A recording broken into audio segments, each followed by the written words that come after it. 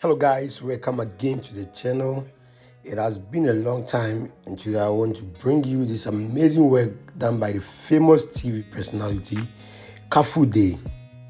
What you are seeing in your shot right now is a 50 megawatt power land solar project. This is a tour of Ghana's first hydro-solar hybrid power generating system,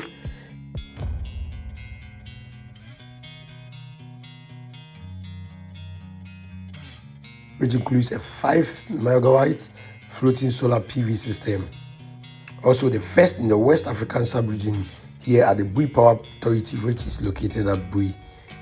This forms part of the first phase of a 250 megawatt power solar project, which is being implemented in phases of 50 megawatt powers. These projects are the kind of projects which we all encourage to be taken seriously to promote the maximum use of the sun.